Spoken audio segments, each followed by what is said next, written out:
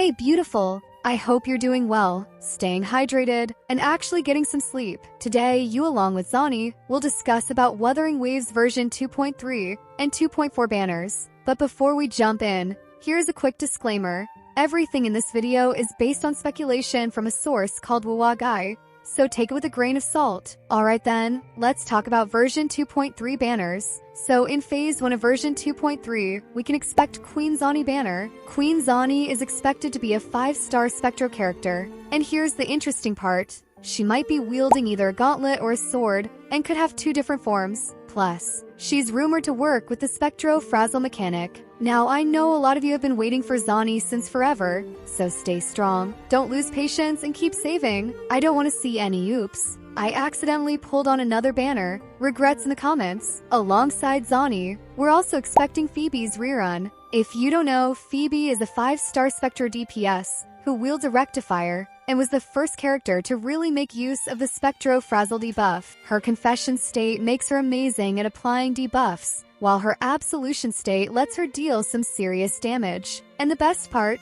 Phoebe and Zani are expected to have great synergy together. So if you're planning to pull for Zani, Phoebe might be a solid pickup too. Moving forward, in phase 2 of version 2.3, we will see Sayakona banner along with Rosia rerun. Sayakona is expected to be a 5-star arrow character, likely playing the role of a support and sub-DPS. You know, the type of character who isn't the main star but still somehow steals the show. Meanwhile, Rosia is a 5-star Havoc character. If you're a Camellia main, listen closely. Rosia is the perfect sub-DPS for her, since she buffs basic attack damage and Havoc damage, which is exactly what Camellia scales off. So, if your Camellia feels like she's missing something, Rosia might be the answer. Now let's shift gears and talk about version 2.4 banners. So, in phase 1 of version 2.4 we have Cartithia, a 5-star arrow character, or at least, that's what most sources say. But here's where things get more complicated, because some sources claim she might have dual elements, possibly arrow plus Havoc or something else.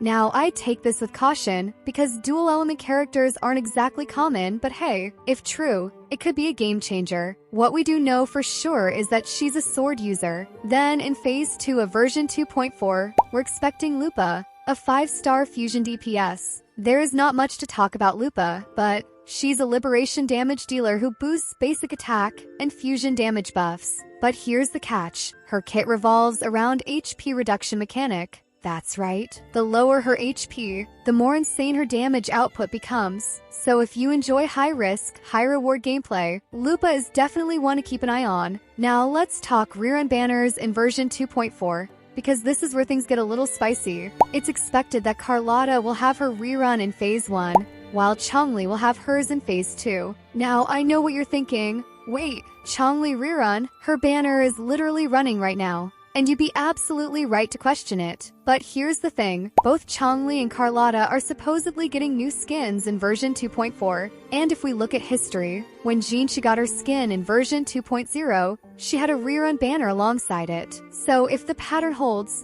Chongli and Carlotta might follow the same. However, if for some reason Chongli doesn't get a rerun, then we can expect Brant instead. And that's everything we know so far. So which character are you all pulling in upcoming versions of Wuwa? Let Zani know in the comments. If you made it to the end, you're an absolute legend.